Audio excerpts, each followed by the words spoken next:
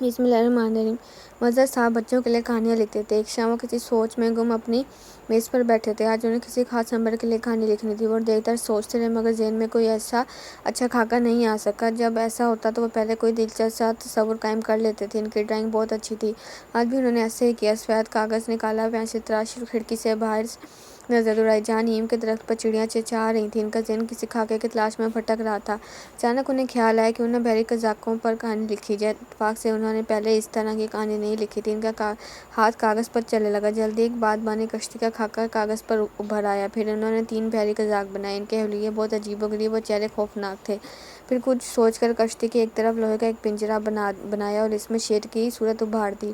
پھر وہ آگے بڑھے۔ سنہری بالوں والا تقریباً 2 سال کا ایک خوبصورت بچہ بھی ایک طرف بٹھا دیا۔ پھر فوراً خیال آیا بھلا خوفناک قزاقوں کے ساتھ اتنے معصوم بچے کا کیا کام؟ یہ میں نے غلط بنا دیا۔ اسے مٹانے لگے تھے کہ ان کے اندر کی تخلیق کار نے کہا اسے مت مٹاؤ، اگر تمہیں منفرد کہانی لکھنی ہے تو اسے کہانی میں شامل کر لو۔ مگر بحری قزاق اپنے ساتھ بچوں کو لے کر نہیں گھومتے۔ مظہر صاحب بولے کیوں، کیا قزاق انسان نہیں ہوتے؟ ان کے ساتھ بچے نہیں ہو سکتے؟ تخلیق کار نے کہا۔ مظہر صاحب نے گھبرا کر سر ہلایا اور بولے اس پر کہانی لکھنا بہت مشکل ہوگا۔ نئی اور مشکل خاکوں سے ہی منفرد کہانیاں تخلیق ہوتی ہیں۔ تخلیق کار بولا۔ آخر مظہر صاحب نے اسے توں کا توں رہنے دیا۔ پھر انہوں نے کہانی کا تانا بانا بننا شروع کیا اور 3 کردار تراشے جو بچپن کے دوست تھے۔ وہ سمندر کے کنارے ایک بستی میں رہتے تھے اور بنیادی طور پر ماہی گیر تھے۔ ان میں سے ایک پڑھ لکھ سکتا تھا۔ ان کے دل میں لالچ پیدا ہو گیا تو انہوں نے بحری مسافروں کو لوٹنا شروع کر دیا۔ وہ سمندر میں دور تک نکل جاتے اور کوئی اکیلی کشتی گیر کر لوٹ لیتے۔ انہوں نے اپنی بستی بھی چھوڑ دی تھی اور ایک چھوٹے غیر آباد جزیرے پر اپنی خفیہ پناہ گاہ بنا لی تھی جہاں وہاں لوٹ کا مال جمع کرتے اور جب تھک جاتے تو کچھ دن آرام کرتے تھے۔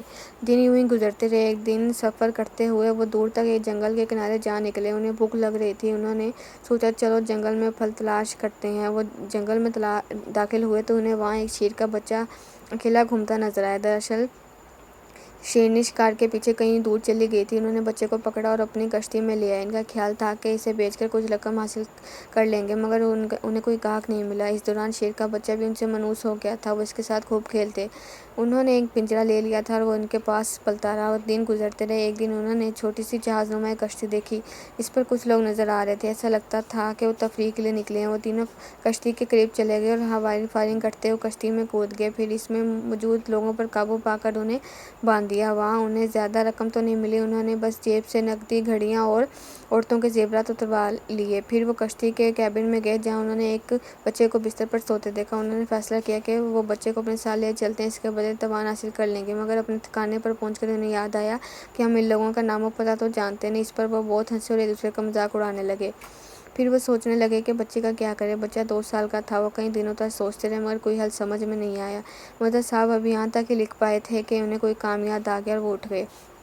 کئی دن گزر گئے۔ انہیں کام سے فرصت نہیں مل رہی تھی۔ ایک ہفتے بعد انہوں نے پھر وہ کہانی نکالی، اس پر کام شروع کیا جہاں تک لکھ چکے تھے۔ پہلے انہوں نے وہاں تک پورا پڑھا پھر سوچ میں ڈوب گئے مگر کہانی کو آگے بڑھانے کے لیے ان کے پاس کچھ نہیں تھا۔ انہوں نے آہ بھری اور بڑبڑائے اس بچے کے ساتھ یہ کہانی آخر کیسے آگے بڑھ سکتی ہے؟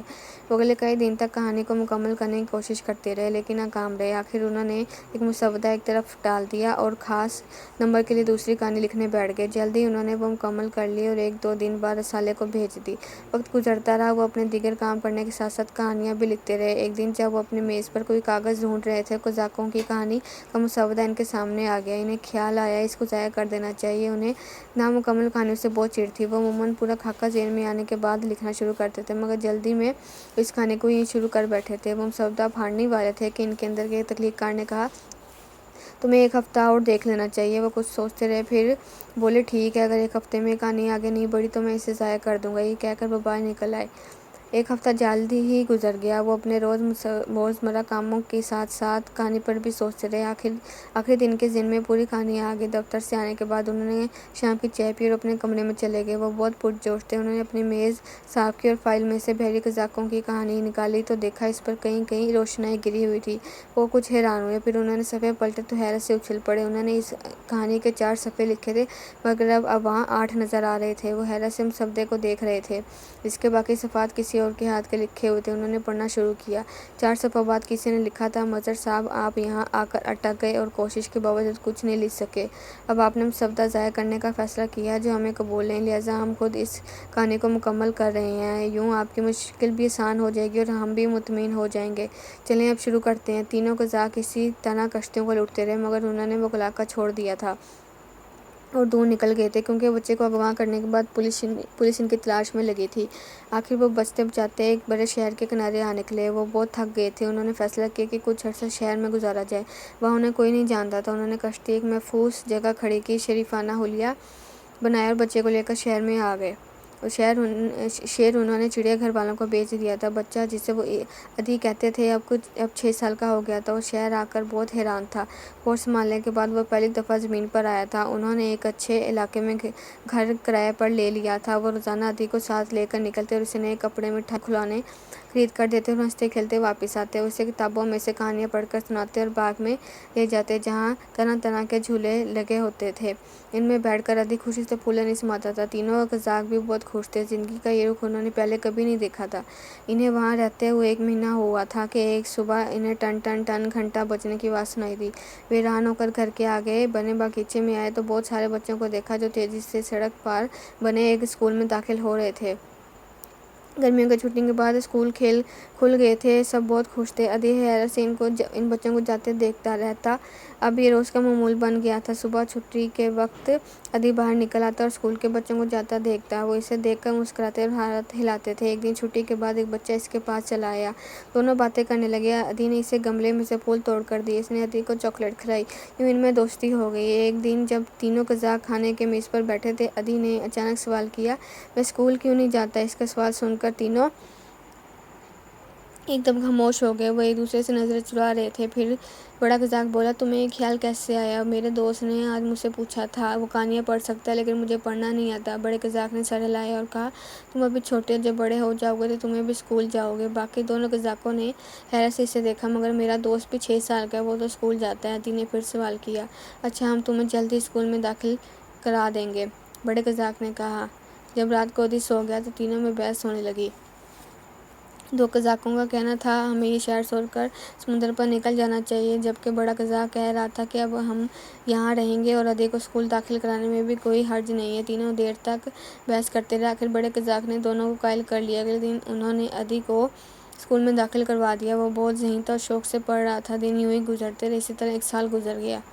ایک دن دونوں قزاقوں نے بڑے قزاق سے بات کی کہ ہم کو اپنے کام پر لوٹ جانا چاہیے، مگر اس نے انکار کر دیا۔ اس کا کہنا تھا کہ ہم نے بہت بری زندگی گزاری ہے، اب ہمیں توبہ کر کے کوئی اچھا کام کرنا چاہیے۔ اس نے دونوں کو مچھلیوں کا کاروبار کرنے کی تجویز دی۔ کچھ بحث مباحثے کے بعد وہ راضی ہو گئے۔ انہوں نے مجرمانہ زندگی چھوڑ دی اور اچھے انسان بن گئے۔ آگے لکھا تھا، جناب مظہر صاحب آپ حیران ہوں گے کہ یہ کہانی کس نے مکمل کی۔ دراصل یہ کہانی ہم قزاقوں یعنی آپ کے کرداروں نے مکمل کی ہے۔ کہانی پڑھ کر مظہر صاحب حیران رہ گئے، لیکن انہوں نے کہانی کا انجام ذرا مختلف سوچا تھا۔ انہوں نے اس کا آخری حصہ یوں لکھا، قزاقوں نے برے کام چھوڑ دیے تھے۔ وہ باقی زندگی امن و سکون اور نیک کام کر کے گزارنا چاہتے تھے، مگر وہ اس بات سے نا واقف تھے کہ پولیس کا ایک سراغ رساں ان کی تلاش میں شہر میں آ نکلا ہے۔ جلد ہی اسے پتہ چل گیا کہ وہ تینوں کون ہیں۔ ایک رات پولیس نے ان کے گھر پر چھاپا مارا اور انہیں پکڑ لیا۔ اگلے دن انہیں عدالت میں پیش کیا گیا۔ انہوں نے فوراً اپنے جرم قبول کر لیے اور عدالت سے درخواست کی کہ ادھی کو یہ نہ بتایا جائے کہ ہم کون تھے اور اب کہاں ہیں، بلکہ یہ کہہ دیا جائے کہ ہم لمبے سفر پر روانہ ہو گئے ہیں۔ عدالت نے ایسا ہی کیا۔ انہیں لمبی سزا ملی۔ اب وہ جیل میں ہیں۔ اس وقت مشقت بھری قید کاٹ رہے ہیں۔ ادھی کو اس کے ماں باپ کے حوالے کر دیا گیا تھا۔ پیارے بچوں، آپ کو معلوم ہے مظہر صاحب نے آخر میں کہانی میں اضافہ کیوں کیا؟ اس لیے کہ وہ انصاف پر یقین رکھتے ہیں۔ کوئی مجرم توبہ کر لے تو اس کے جرائم معاف نہیں ہوتے، اسے اپنے کیے کی سزا بھگتنی پڑتی ہے۔ کہتے ہیں دنیا میں وہی معاشرت کامیاب ہوتی ہے جہاں انصاف کی حکمرانی ہو۔